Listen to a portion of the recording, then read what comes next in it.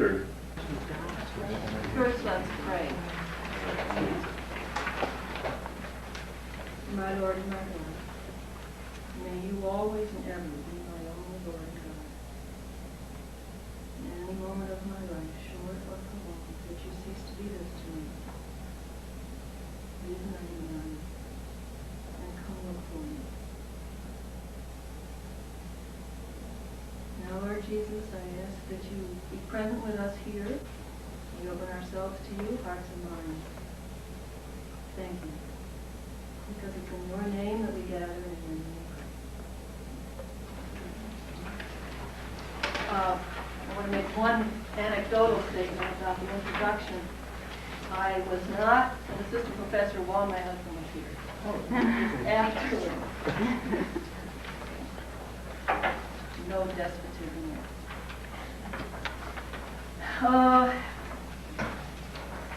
The notes you have in front of you represent not just one lecture. They really represent what could be a whole course of study. In fact, 2 courses of study. But I've given you enough material there that if you want to continue on your own, you'll be able to do that, both on innovative psychotherapies and on the occult, what would you call it, influence in them. Basically, there are 2 things that modern psychology has done with Jesus. The first thing modern psychology has done with Jesus, or the Christ, is to explain him in terms of the Oedipal myth. That he, in fact, was not God, and that Mary did not conceive as a virgin, and so on. I have some direct quotes from psychologists which will illustrate that.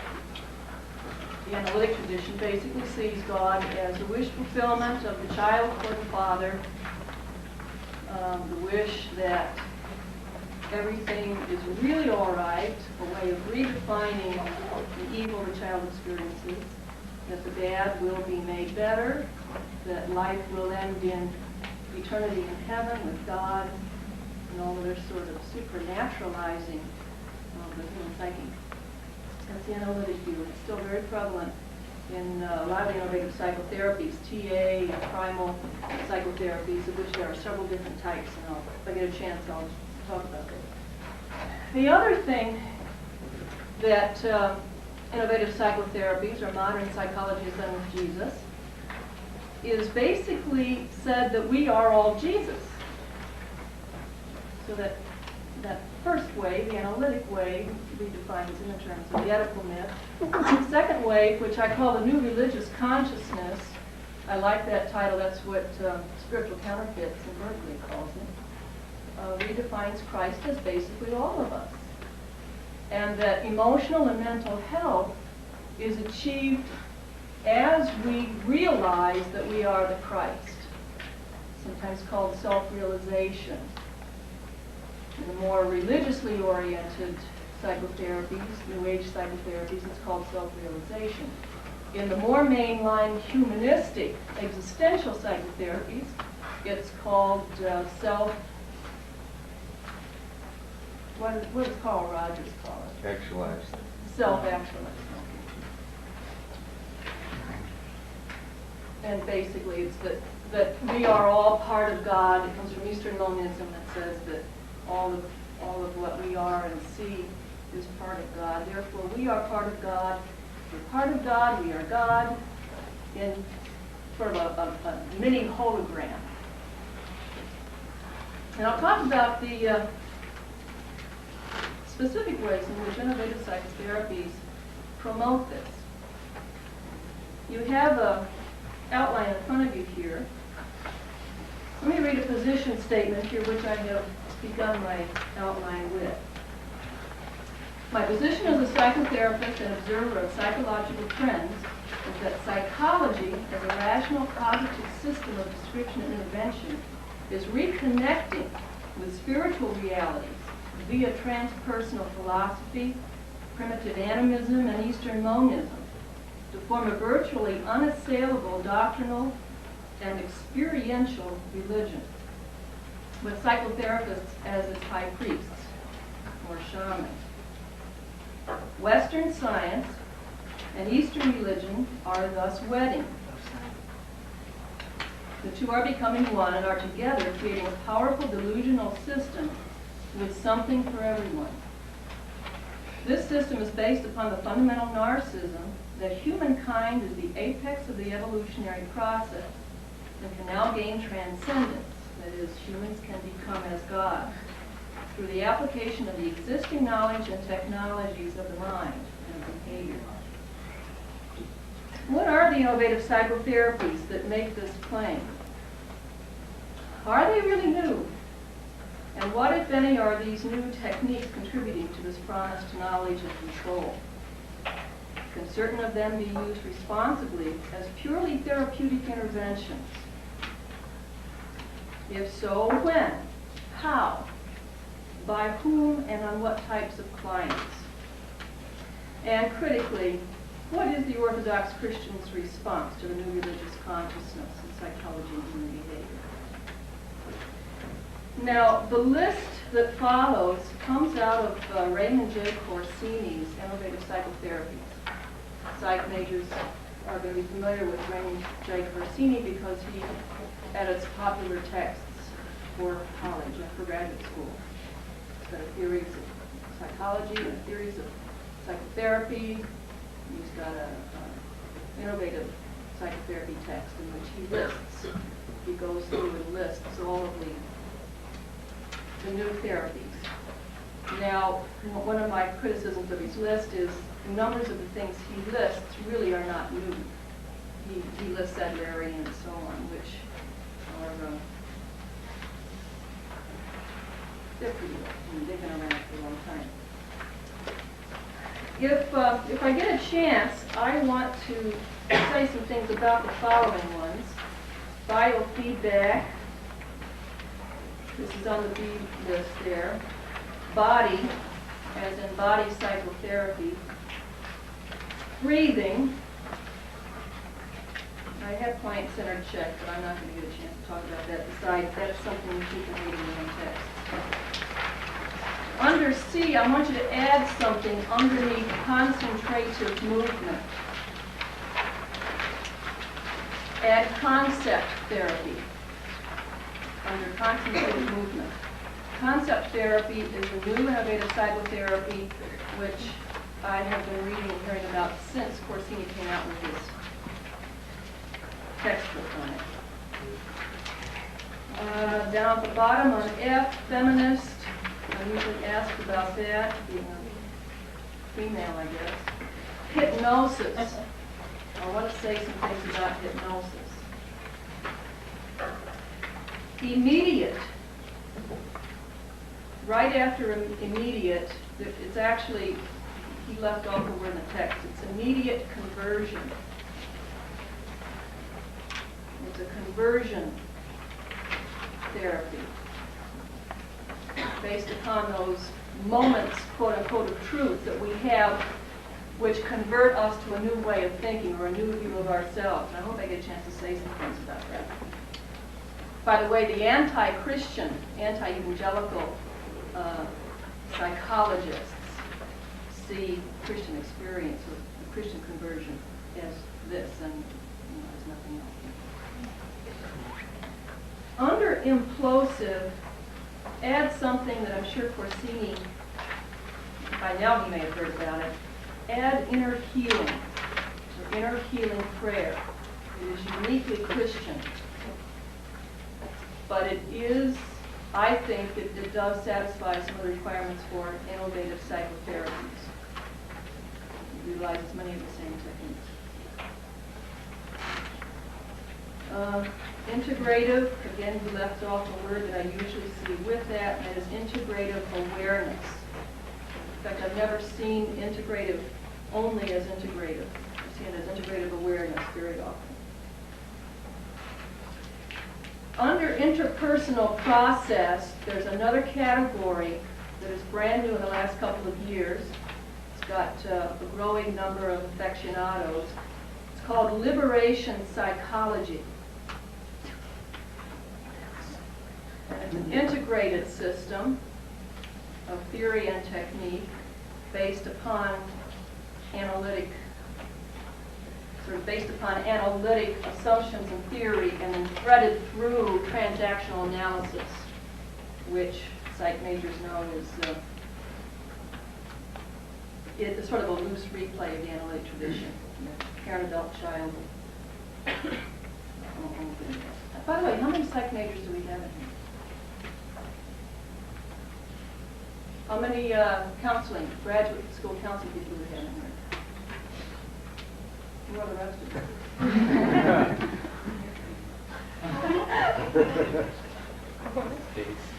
you? Okay. Liberation psychology, interestingly enough, was coined by an ex-evangelical preacher who now has left the fold. He is a very outspoken critic. He's anti-Christian, very outspoken anti-Christian. And whenever I read his writings, instead of liberation psychology, my mind wants to do what I'm sure is where he got that and say liberation theology, which of course is important theology. But he has transposed that. Morita is Buddhist. Naikan, N-A-I-K-A-N, is from Japan.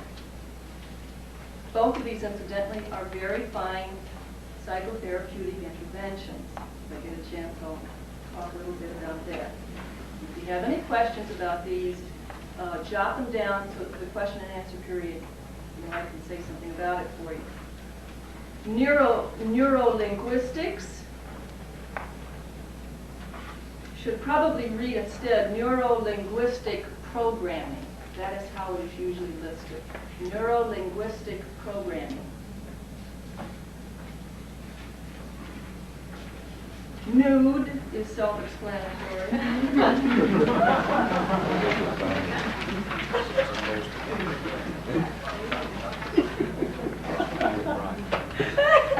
You laugh. Not too many years ago, there was a therapist in the area doing that, and I know of two Trinity college students who were in one of his groups. I have a couple of anecdotes about that, which I will not tell you. Orgon, that is Reichian. That's Reichian therapy. Wilhelm Reich. I've also seen that listed as primal therapy. It is a primal therapy, but I've had it listed as Reich's primal therapy. It's one of also the energy psychotherapies, body energy psychotherapies. Past lives therapy. If I don't get to that, do make a note, somebody, and bring me back to that in questions and answers, because I want to say some things about that. Primal therapy. I am a trained primal therapist, so I can say some things about that. Psychosynthesis. In the body of my outline, I will be talking about psychosynthesis. By the way, there are very few things on this list which are actual theories of psychotherapy. To have a theory of psychotherapy, you need a theory of personality and etiological factors. How does a personality get formed? When things are going right for the personality, what are those right things? And what right result do they end in? And that theory also has what goes wrong with a person. What kinds of things go wrong according to this theory, and what sorts of conclusions can you expect from those things that go wrong.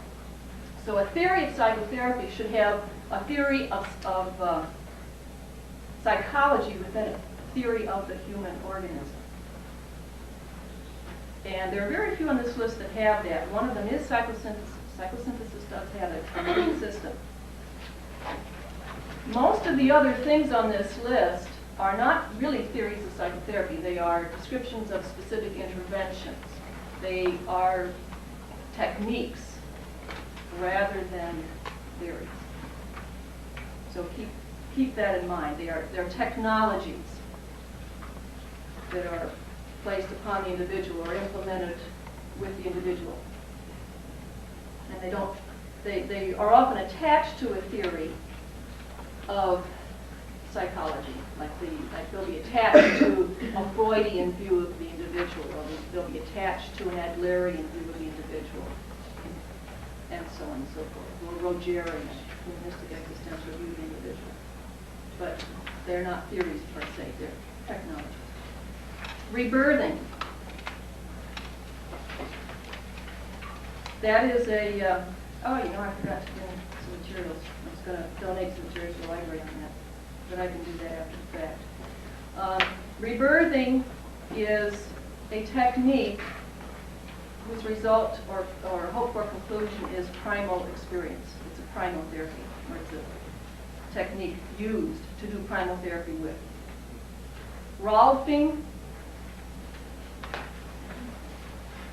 that is a direct manipulation of the body. Anybody here been Rolfed? Haven't been Rolfed? You've been Rolfed? I've been Rolfed. Okay, what I'm doing here is going through what I think you'll probably run into most often. These are the most popular ones, the most common ones you'll see. Scream therapy. There are numbers of different ways to do scream therapy. Jan All calls it primal scream. It is a regressive type of therapy, as is many of the primal therapies, including reversion. It's a regression therapy. That is, you are regressed back to those primal moments of terror or rage or abandonment or whatever, and then you abreact them, you relive them. Freud discovered abreaction. And there's powerful release, and very often a powerful realignment of the psyche when a pivotal trauma is touched and abreacted. So that's scream. By the way, scream therapy, the simplest way to do it is you put someone in the room and tell them to start screaming, literally, and you coach them. Because most people, and this is true, don't scream right. You know, it's not, there's not good breath support. Those of you that are singers could appreciate it. And people are very inhibited in how they try to scream. More about that later, maybe, if you're really interested. Transcendence therapy. I heard about it first in Corsini. It's by a man by the name of Van Kaam, V-A-N, capital K-A-A-M. He's a Catholic priest. He's integrated psychological and spiritual, transcendent, mystical sorts of experiences into a intervention which seeks to change the individual, heal the individual. I have heard quite a bit about it since then, because I have lots of Catholic friends, and which I didn't before. So I'm hearing more about the Catholic priest's type of intervention. Okay. Number 3. Go to 3. By the way, I was late because my watch had stopped. Can someone give me a watch and put it up here and tell me how much time I allow the bladder away?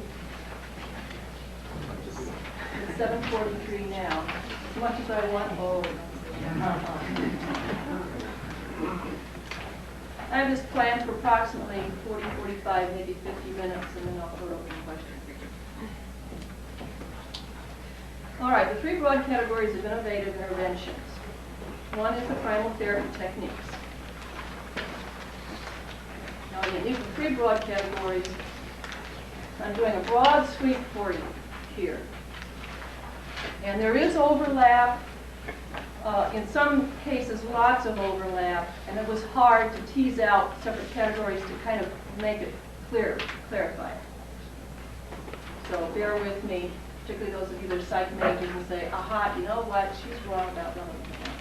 I could be wrong about it, that's the other side of it too. But basically I was just trying to draw generalities so that you have some sort of structure to think in terms of about these things. Okay, the primal therapy techniques as a category, the emphasis is on the biological. That is, you will, in a sort of whole body way, experience something. Primal scream, for instance, you scream. Rebirthing, or some of the other primal techniques, you experience lots of catalytic body types of things. Feelings, sensations, feelings meaning emotions, sensations meaning embodied reactions that your body actually does, like an abreaction or whatever that you go into. Bioenergetics, same thing. Bioenergetics is a technique.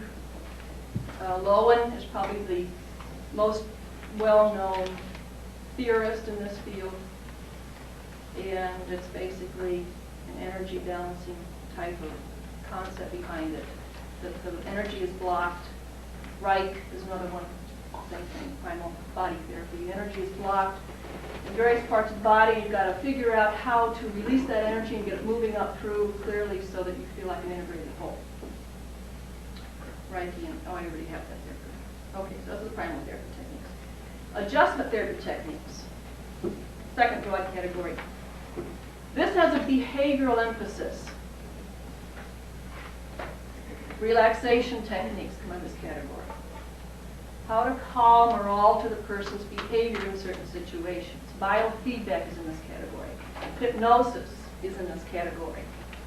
Now that's not that you won't have abreaction or primal experiences when utilizing these techniques, because sometimes you do, like in hypnosis sometimes. A person will, under hypnotic phenomenon, regress. They will experience or re-experience something and then have an abreaction.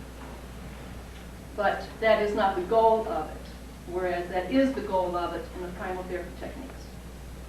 Visualization, very common adjustment therapy technique.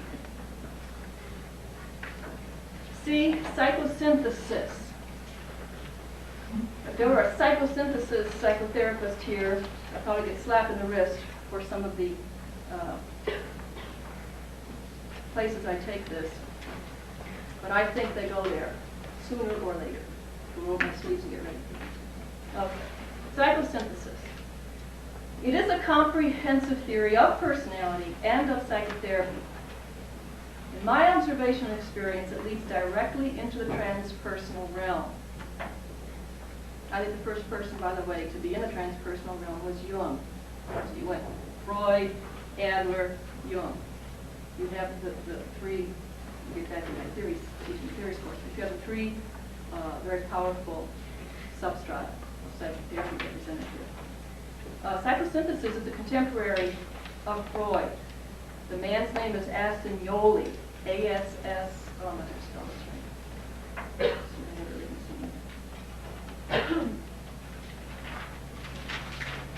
There we go. A-S-S-I-G-N-O-L-I. I hope. Look under psychosynthesis, you'll find his name in the textbook somewhere. He was a contemporary of Freud. But he was very transpersonal. Very much beyond the personal. By transpersonal, I mean beyond the personal into the Netherlands sort of thing. You get into lots of stuff here. It's more religion than psychology, and can include, among others, the following techniques, in addition to those that I've already talked about, rebirthing and some of those other techniques. It includes the mind and motivation sciences. Again, this is a broad sweep. There are individual exceptions, but I wanted to give you a broad sweep. It includes past lives regression, self-realization, mysticism to magic, cults and occultism, empowerment techniques, sometimes called initiations. Everything from Kundalini to the way that some cults utilize or talk about spiritual gifts, or what they consider spiritual gifts. Not only in extra Christian spiritual groups, but within Christian spiritual groups. Formulas, sometimes called universal laws, which God must follow if you correctly apply them. And many more. It's called spiritual in emphasis. I think, in fact, the logical conclusion of this is spiritism. I don't want to get too much into that tonight, but I will say some things about that. All right, discernment and evaluation of the new religious consciousness in the new psychotherapy. Tell you what, let's wait on that. And let's go back and talk about some of these specific technologies.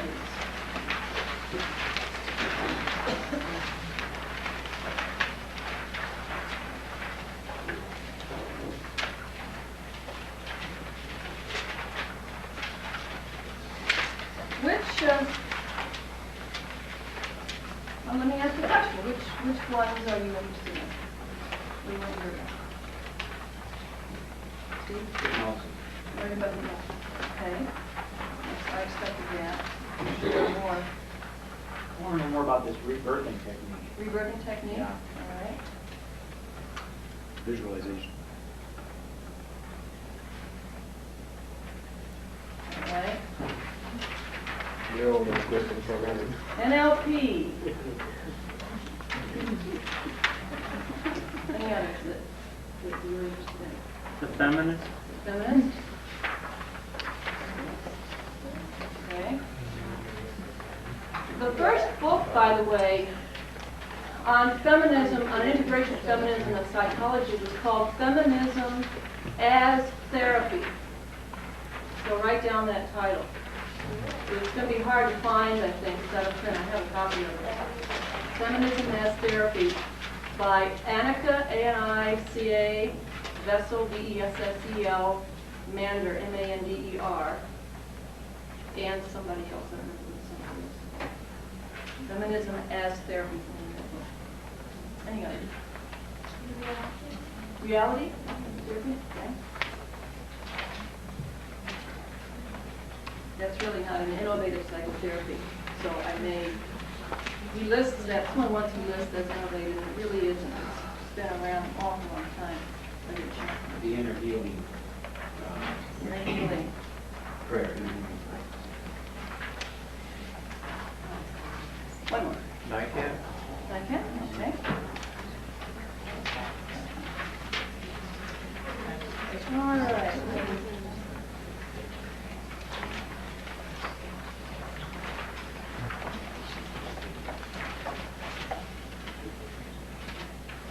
I have a little position paper I wrote here, which I may or may not have time to read, on the dangers of those in inner healing movement.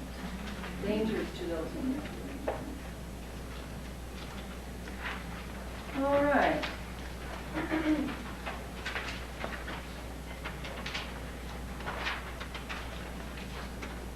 Let me start, rather than starting with hypnosis.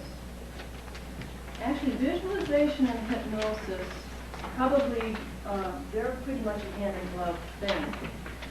I'll also draw an arrow to inner healing, because there are some similarities there that are important to look at.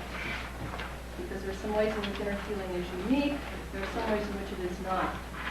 And one of the ways you can determine whether or not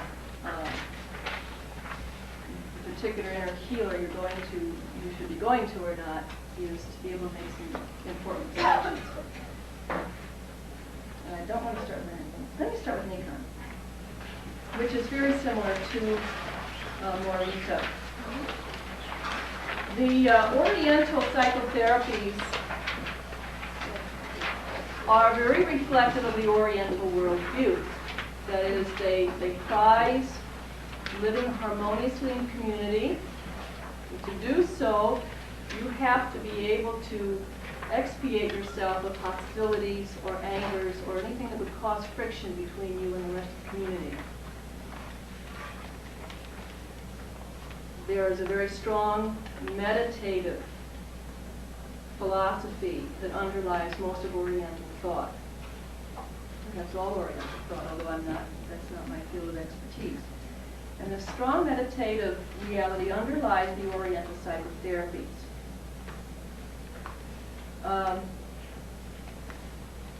Morita is usually done by the initiate or the person that's seeking the healing contacting a Buddhist priest or someone else with some expertise for the purposes of doing this. And it is done, as is the Naikan, the Japanese technique. It's done in an intensive. These are not psychotherapy interventions where you go once a week for 50 minutes and you sit down in front of someone and you talk to them and they listen to you and give you feedback and, you know, or a stereotype of what psychotherapy is.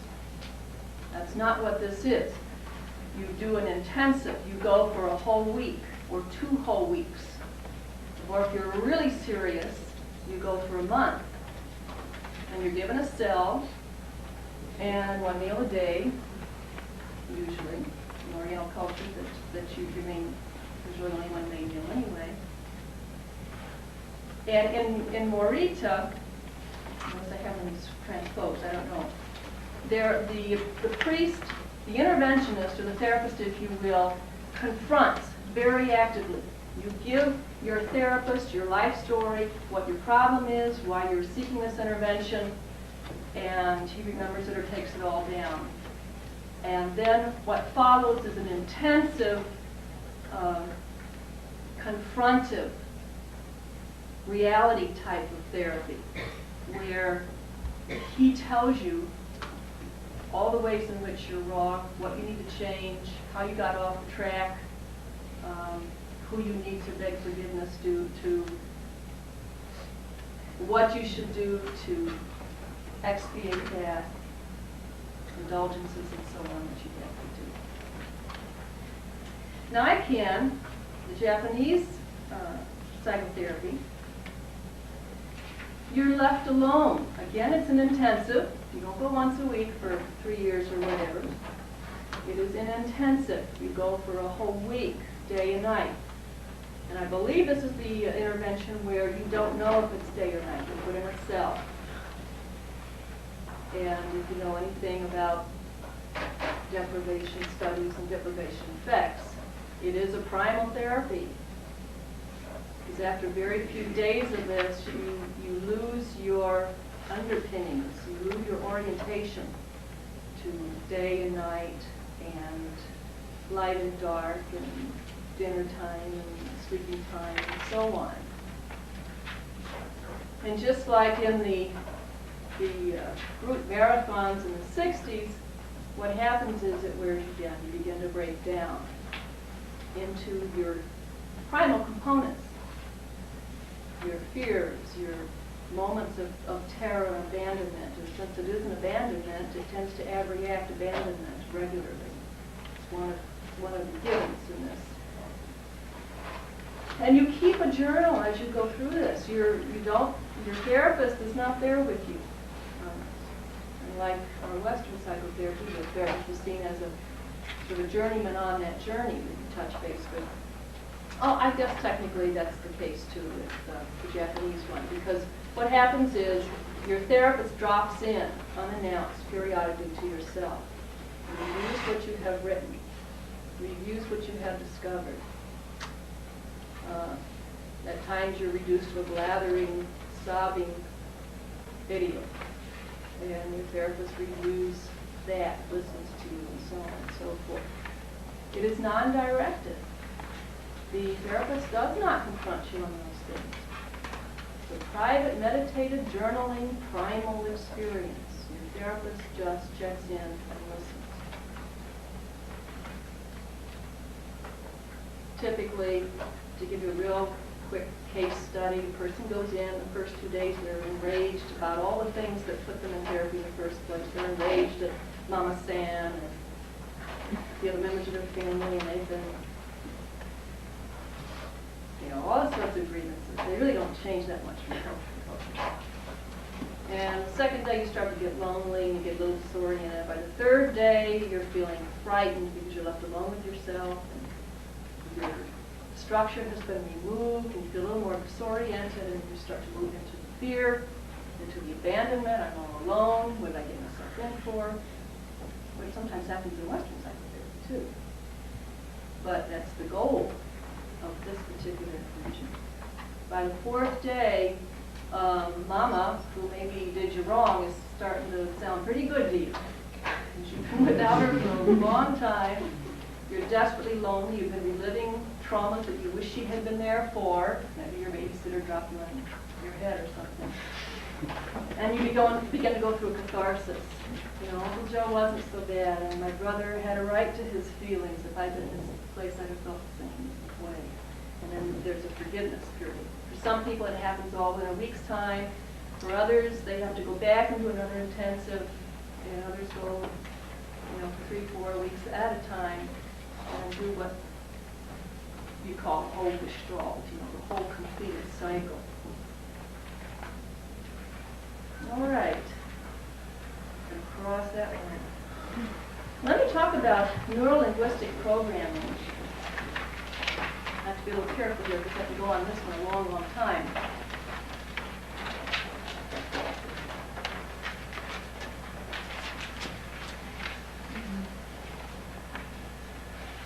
NLP, which is what it's known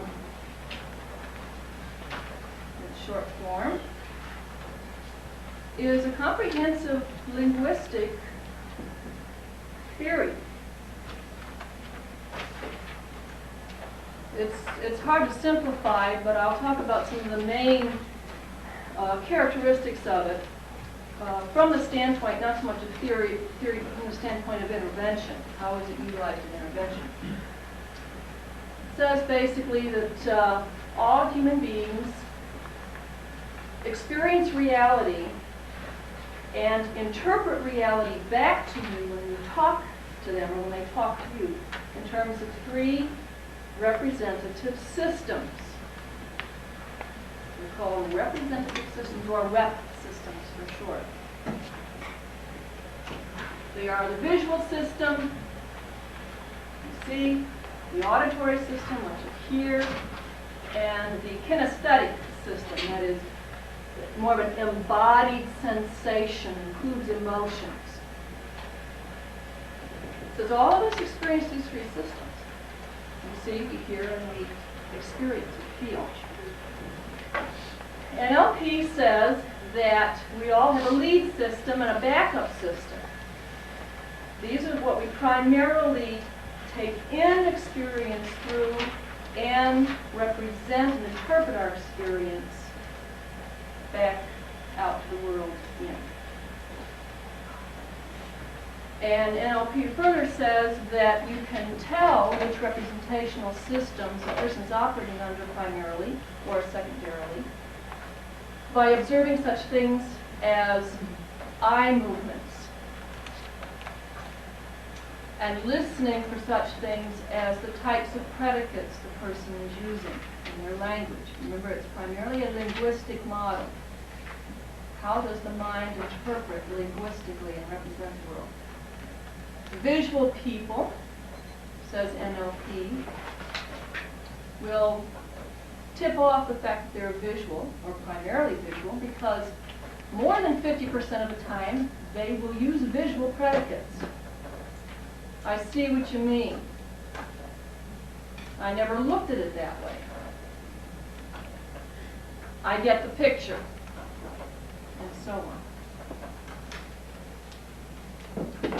Auditory people, visual people look for the answer. You ask them a question, they'll look for the answer. My husband is really cute.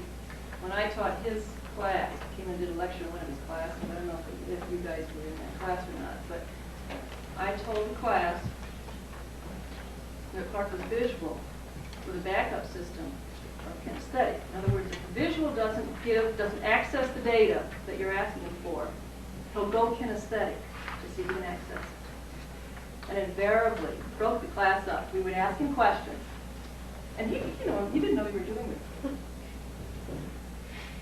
We'd ask him a question, and he would look. Those of you that have had him as a teacher would look. And if he couldn't find it there, then he'd go into the kinesthetic, which is down. He'd go into his body for the sensation, or the sense, the intuition, the felt feeling, the gut reaction. These are kinesthetic terms. Someone uses these more than 50% of the time, as opposed to auditory or visual terms. They're primarily kinesthetic. Don't use feeling words. It doesn't feel good. I had a funny feeling. I had a rough day. That's a kinesthetic word. It relates to, how something feels. He was a soft touch. The kinesthetic word relates to how something feels. Auditory people, of which, not surprisingly, a high percentage of those in the health professions are auditory, they lead with their ear. I hear you.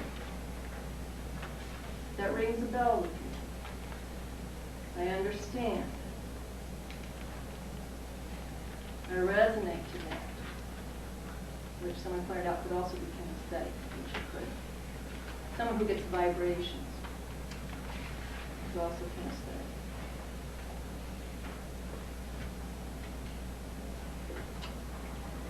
This is an invaluable tool in doing any type of dyad therapy.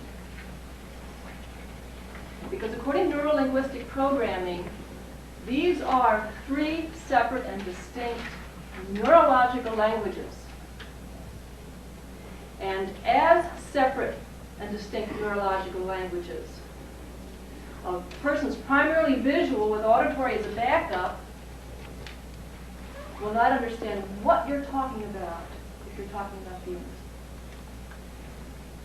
They'll hear the words, but they won't be able to translate that into anything that has meaning for them.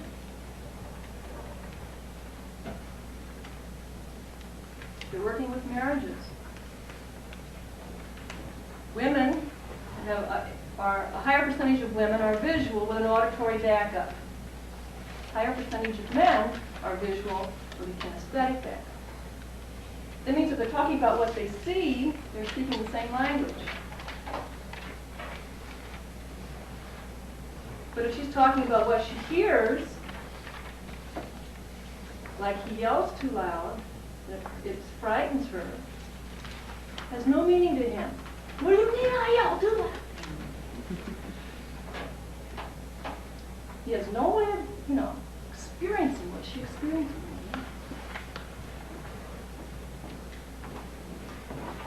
So when you're doing dyad work or marital therapy, somewhere along the line, usually quite early on, it's real important to be able to show the couple that there's nothing wrong with him, that he doesn't know what she means, that it scares and yells to her.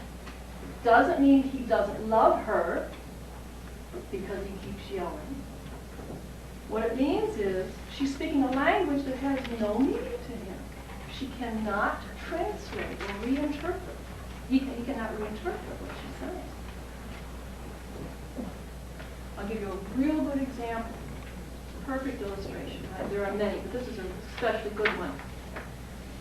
Men being more kinesthetic, keep this in mind, women being more visual. Women will interpret love in terms of what is done for them, what they see. Courting, flowers. It's not romantic. I don't think he loves me. He never brings me breakfast in bed. He knows I love it.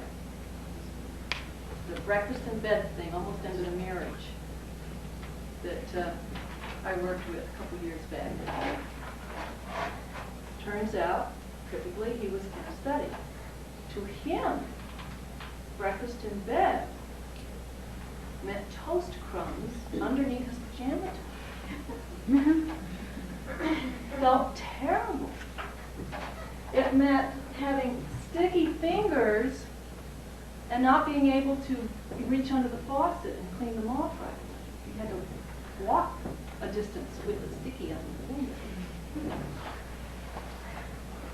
It meant sitting for a prolonged period of time in bed, and you really want to get up and do something. So she would bring him breakfast in bed on major holidays, on his birthday. He thought she hated him because she kept putting him through this. And she thought he hated her because he never brought her breakfast in bed, which to him was the worst possible way to start the day. So being able to interpret the language that each of the parties is speaking, and then to teach the couple to hear what language the other party is speaking, and how to interpret it accurately. Learn to speak a little bit of their language. Teach them a little bit of yours. It solves so many problems often that it solves much more than the couple thinks it solves. I've had people go out of my office just exhilarated that they now know this, and they can put everything back together, and I cringe because that's not all that's wrong. But it provides a very useful tool, a really good handle.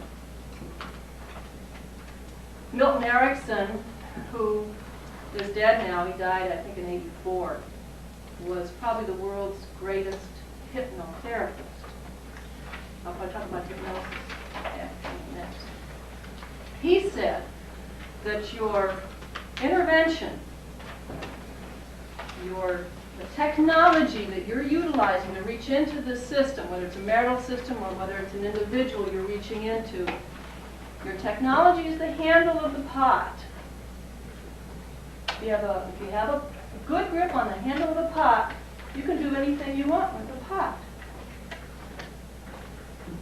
That's another way to look at the therapeutic interventions as individual technologies.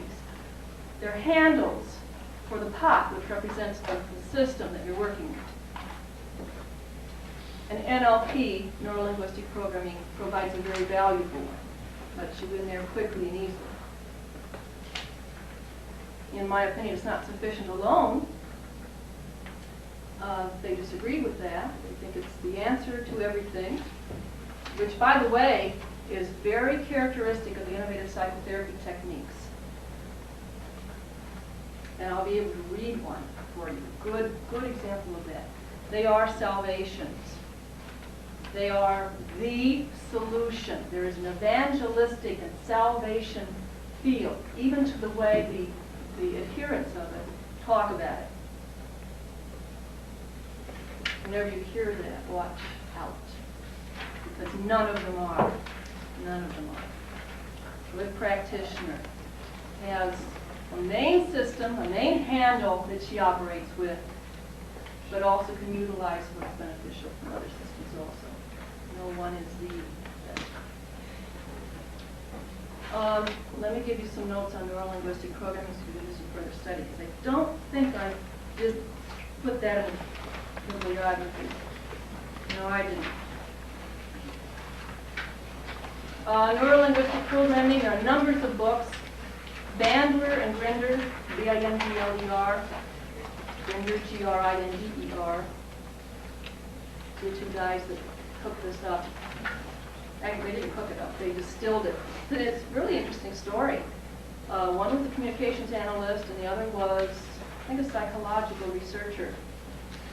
And they knew that there are psychotherapeutic gurus and experts in other fields who are so effective that they are overwhelmingly superior to anyone else in the field.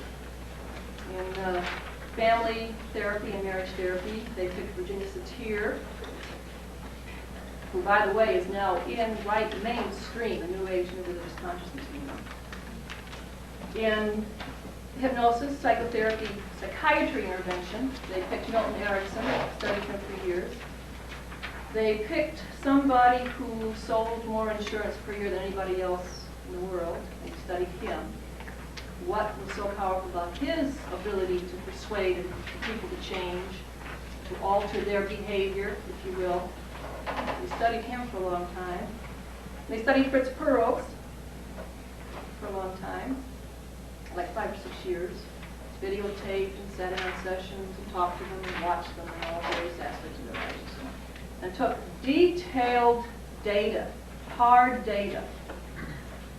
Watched thousands and thousands and thousands of hours of videotape of all these people because they theorized that there must be some common characteristics that all these guys were doing, and if only we could find what is common to all of them, we can distill out of that a technology of change. And they did, and they call it neuro-linguistic programming. It's very powerful, but it's not as powerful as you think or say. You go to an NLP workshop, typically the practitioners or teachers will tell you that if you're in helping professions,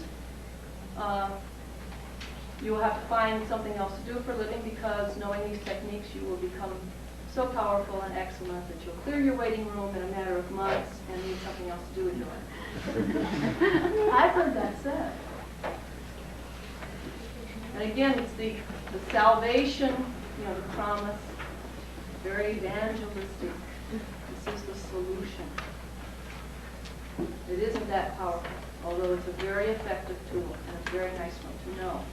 Bandler and Grinder have written numbers of books. If you go to Books in Print, you can get all the titles. They have Structure of Magic 2, Frogs and the Princes, Reframing, a book called Reframing, a book called Transformations, take off from Milton Erickson's Hypnosis work. Steve Langton, Lankton, has written a book on NLP called Practical Magic, which is probably the best place to start. Very readable, very good book on this very excellent tool of neuro-linguistic programming. Leslie Cameron Bandler, Richard Bandler's former wife, has written a book called They Lived Happily Ever After. Not true, which she called her book. She's got another one out called Solutions.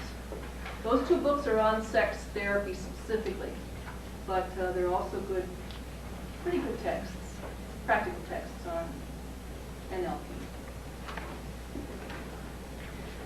The NLP researchers and theorists that started this have a very tight, complex system of training. You start as some sort of introductory level, and then you go on to advanced level, and you have another degree of advanced level. And the ultimate is trainer. I think trainer. I'm kind of out of touch now. And you only become a trainer if you can, do all these techniques very perfectly. And then they license you and credential you, and then you kick back a percentage, and so on. So they've got it work pretty tightly into a system that is their system. There are other very neat things about neuro-linguistic programming, but I don't want to get too deeply into them. Just one anecdotal thing, it is a very powerful system of phobia intervention. It utilizes some hypnotic trance phenomena for phobia intervention. And if it's a simple phobia, it is very powerful. In one session, the phobia is gone. Basically, it works on the principle of homeostasis. You isolate some positive experiences. So the person comes to you because they're afraid of snakes. They have a snake phobia. So you isolate bunches of positive experiences they've had in their life. In a hypnotic way, you have them go inside in a light hypnotic trance and think about those things. And you can tell by their facial color and their general body relaxation and the muscles on their mouth whether or not that particular stimulus, positive stimulus, is really a positive one. You can tell. And you have them collect several of those, and you assess it, as you watch them in this trance state, until you have determined through the training that NLP has given you on how to assess accurately whether or not you've assessed enough positive embodied responses to counterbalance that negative embodied response. That is, you have enough good stuff here to cancel out the snake phobia. Grinder tells a really cute story about his daughter, who he taught to collapse. It's called collapsing anchors. What happens is you access both realities, You collapse the anger by firing them both at the same time. I won't go into what that means. And the good cancels the bad and the phobia's gone. But how effective that is determined by how accurate the technician is in accessing positive responses, making sure that the positive is really outweighing that negative. His daughter learned this technique. Her girlfriend had a snake phobia. Her girlfriend also loved to horseback ride. So Grinder's daughter anchored in the love of horseback riding. After having anchored in the fear of snakes, fired both anchors at the same time, and she couldn't ride a horse there.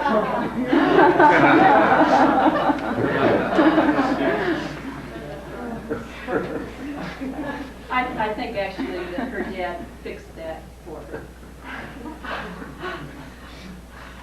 So, you know, there is a technology involved. It's a real technology. Neuro-linguistic programming, I have a couple of real big criticisms of it. One is that it makes claims it doesn't deliver, but then all of the innovative psychotherapists do. My second is that they are not discretionary in who they take for training. There are people out there totally overwhelming and manipulating people to buy this or that or get more life insurance, or, you know, they're not discretionary in who they take for training. All right, hypnosis. Hypnosis has been around a long, long time. Those of you who have done any research or studying at all about it or done a paper about it, you know it started actually pre-Mesmer. And Mesmer influenced somebody else who then influenced Freud. I can't think of somebody else's name. Somebody has it. Raise your hand. We still use the term mesmerized. It's directly from Mesmer.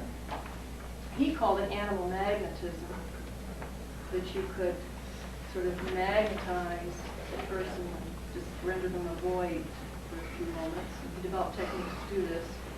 He thought that it was a real energy. There was something real that was connecting you. So he, you know, developed some rather complicated, weird theories about what this was. He called it animal magnetism. You had some sort of magnetic type of thing. Freud messed with it for a couple of years, was very intrigued by it, and then disappointed by it. The people that were using it made very large claims for it. Freud tried it and found that it didn't produce what they claimed. Hypnosis, like any technology of intervention, its effectiveness is determined by the effectiveness of the therapist or the technician that's using it. So Mesmer may have been a very excellent hypnotist. Freud may have been a lousy hypnotist. Anyway, Freud gave it up in favor of his resuscitation, which, if you've ever had a good course in hypnosis, is what Freud was doing. He was doing hypnosis. By association, regression occurs, a specific focusing, narrowing of focus, and so on. The main modern proponent and technician in hypnosis is Milton Erickson, was Milton Erickson.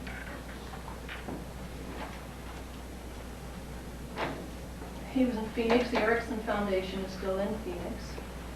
They sponsored what has been so far in history the largest Congress of psychotherapists, and that was last year's symposium in Phoenix. They do it every other year, I think, although they may start doing it every year. The largest gathering of psychological personnel in history, personnel. Thousands of people from all over the world. Everybody was there. I mean, everybody living. Ronald Bettelheim, who could hardly toddle so feeble, he was there. And I wanted to go just to see some of these people that, you know, chance to see them in the flesh. But there are other things to do. I did go to one of the Erickson Congresses. I think it was the first one I went to. Very exciting.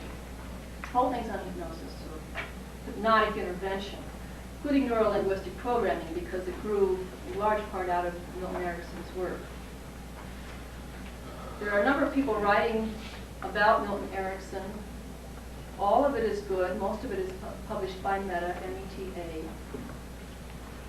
And they all have the word hypnosis in the title. Hypnotic Realities, a Hypnosis Workshop with Milton Erickson.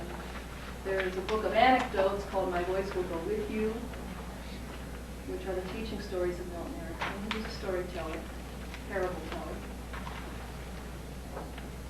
Hypnosis, basically, is a naturalistic phenomenon.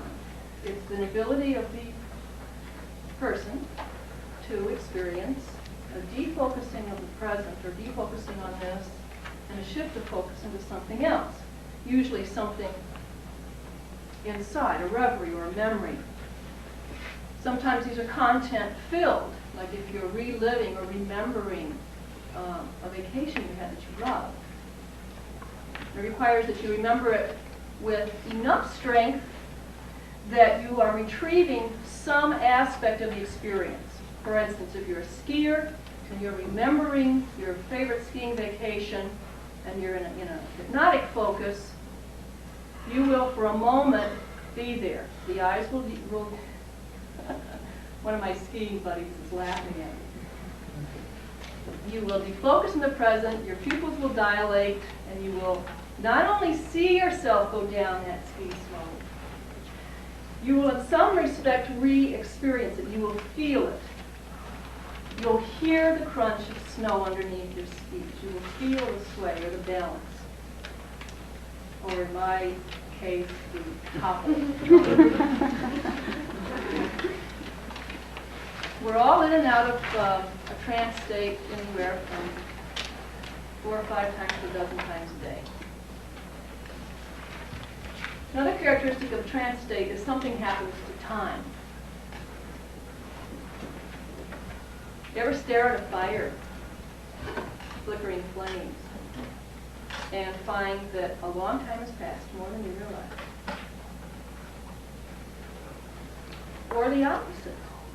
You're staring at flames and you're lost in a reverie. These are contentless trance states where you're focused on something and you're not particularly thinking of anything else. You're focused trance, visual trance. And you rouse yourself to discover that even though it's felt like a very long time, it's only been a few minutes. Something happens to time, you're in a naturalistic state called a trance state. Hypnotic state, like hypnotic state. Ever found yourself suddenly in your own driveway and didn't remember the intervening trip? The car drove itself? That's a trance state. You're focusing on something else. You know, you were safe. I mean, you were seeing traffic and watching lights and so on and so forth. But somehow you were not focusing on that. That may as well have not been happening. You were doing something else.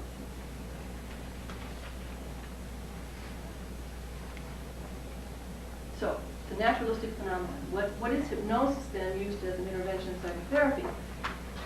It is the accessing at will and then utilizing this naturalistic ability.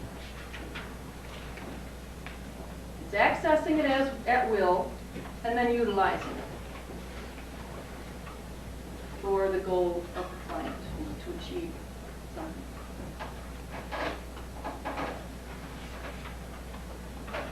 One of the positive benefits of hypnosis is because something happens to time and you're defocusing on the present, it's a very powerful anti-anxiety treatment.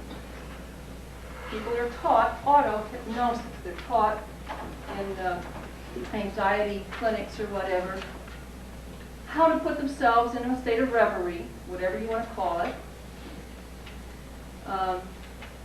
If you know neuro-linguistic programming, you know that they'll be able to access, if they're visual, they'll access a visual reverie more cleanly and clearly and powerfully. If they're auditory, they'll access an auditory reverie. If they're kinesthetic, they will re-experience, they will feel whatever you're wanting them to access. And then you choose, as you learn with the client, you choose the type of reverie, or you have them choose it. In auto-hypnosis, they're taught to put themselves there and to really relax into it and re-experience this very pleasant thing as opposed to the anxiety-producing thing that they would otherwise be experiencing. It's, if you were listening to the NLP business carefully, it's a way of collapsing anchors.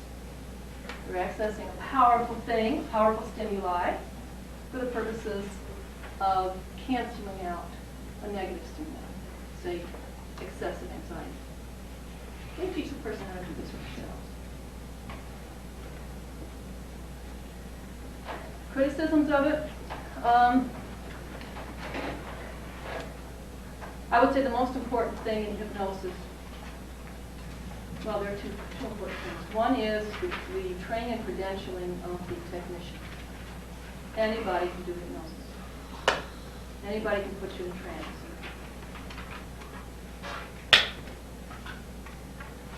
But not anybody knows how to creatively utilize it or safely utilize it. You can just as easily access a regressive, an abreactive state as not. So that's the first thing. Second thing is, if you have a question mark, if you have any doubts about it for yourself, honor that. Don't do it. Some people are highly suggestible. And they somehow intuitively know that they had best not develop to any greater degree that particular thing, that particular ability. The other thing is true of all psychotherapies, innovative or not, and that is good, honest rapport with your therapist and agreed upon set of values. Now you can break that rule. You can go to a non-therapist, for instance, that does not agree upon your values, as long as you know that and you take that into account. Then utilize their expertise. Christians do have expertise. Just like Christians do. But know that. Go into it consciously.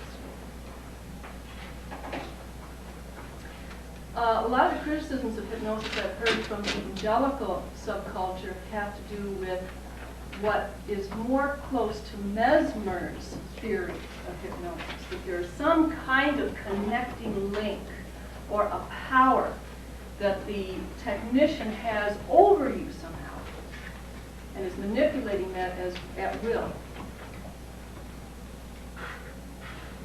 That really isn't what happens in hypnosis. And yet a lot of people have that very old concept of it. You can't do that to someone unless that's already part of them, which also is where rapport and knowledge of the client comes in. Because if a certain thing is part of them, you want to know that and stay away from that, if at all possible. Sometimes it's not possible. See, there's something else when we say about hypnosis. I can't think of it. Oh, trouble you can get into? I'll tell you a fledgling hypnotherapist experience. And how to think real quick on your feet. Or on your seat, that's your word. When I was in my first clinical hypnosis training program with the American Society of Clinical Hypnosis, which, by the way, is based in Des Plaines, I was working with a client who's a very capable and talented executive. She'd risen high in her field very quickly. She's very bright, had a lot of responsibility, handled it very easily. But there was a tremendous fear that would grip her periodically. Not always. And she could never really predict when or where it would happen. Sometimes it would happen right in the middle of a board meeting. She could see, she described it as like her heart was being squished and all the blood was running into her throat. And she'd been in therapy off and on for many years and had psychological tests, and she'd done some phobia work to see if it was a phobia or the beginnings of agoraphobia or a childhood anxiety she was accessing and nothing went anywhere. So I told her that I was in training for hypnosis. She'd never been hypnotized for it, and I got her agreement to do that. And, just one other piece of data, it was more often in new situations even though she knew she was capable, she knew there was nothing different than in the old situation. It was in a new situation. And we explored all the logical things you would explore and came up with nothing. In hypnosis, she started talking French. Now, I don't know any French. Toilette. But you have to know if you're in Europe. Toilet.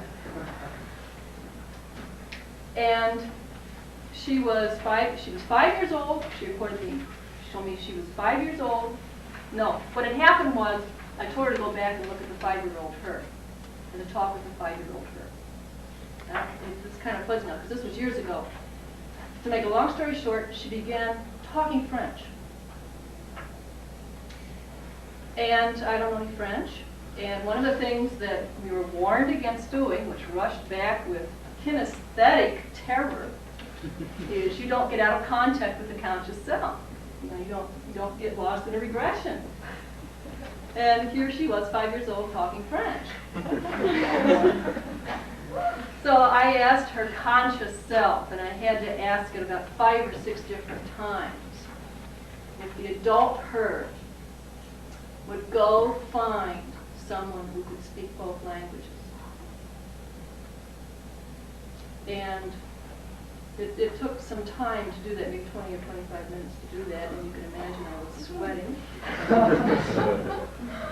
One good thing about hypnosis that is direct induction to those depths of trance is the person does come out of it spontaneously within anywhere from 20 minutes to 4 hours. So I had these visual pictures of myself going down the waiting room for the next 3 hours, rescheduling people because I didn't know what to do. But she found someone that could speak, I don't remember who now, but she found someone that could speak, hear the child's French. Because my client, the one I was talking to, had forgotten her French. She didn't know what the 5-year-old her was saying, so she had to go find someone to translate her. She lost her French over the years. Turns out that she was from Quebec. Her family moved from Quebec to Detroit because her father was in the auto business. And so her first day in school, first week in America, was first grade. And she was talking French, and everybody else was talking English. And she was terrorized.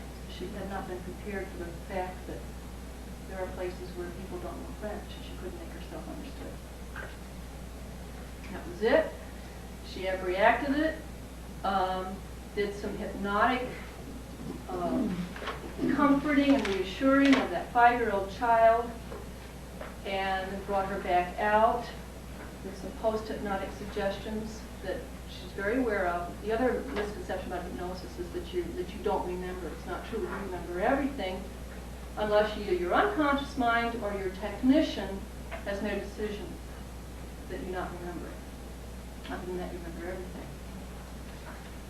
So some post-hypnotic suggestions, and I didn't see her again. I got a letter from her about 8 months later saying that what had plagued her entire professional life, at least so far, had never popped up again. So that was it. It was that experience. Now, intellectually, she knew that she was from French Quebec and was at 5, moved to Detroit, and started school in America, had to learn English. She intellectually knew all that, but she hadn't connected that. She hadn't realized the terror that that 5-year-old experience that would just choke her whenever she found herself in a new situation. And intellectually, she knows she's fine and would be fine. So much for mistakes. Any questions about hypnosis before I go on? Or neuro-linguistic programs? And then I'll go on to rebirthing and hypnosis. I was surprised when you started out saying it does not depend on the ability of the client, and I thought that I've heard elsewhere and experienced myself that it does depend. Some people are more susceptible to others. Absolutely. I'm sorry if I gave that impression. Yeah. Some therapists are very good at it and very poor at it. And the same is true of clients. Some people can access a hypnotic experience very readily, very easily. Conservative Catholics and evangelicals, by the way, are at the top of the chart. And I had someone saying, if you're charismatic, you're in trance all the time anyway. Half of my family's charismatic, so hopefully I don't hear. Would you care to comment on the 24-hour certified hypnotherapy schools that meet in hotels and attract large audiences? Smoking and mainly aiming at Oh, do you mean for treatment? yeah, for treatment. But you can be certified in a matter of hours. Oh, I didn't know about that. But I do know that someone will book a room and advertise smoke ending. A lot of people will come and stop smoking, theoretically. Is that what you mean? They don't get them that far. What that hotel meeting is for is to draw in people who are interested in being certified. Then you buy the school experience that is minimum of 16 hours. There's only one recognized certification program in the field of psychology, clinical psychology, and that is the Clinical Association. What did I say earlier? American Society of Clinical Hypnosis. Thanks, Tom. American Society of Clinical Hypnosis. They also handle registration and qualification for the International Society of Clinical Hypnosis, and it's in displays. They do not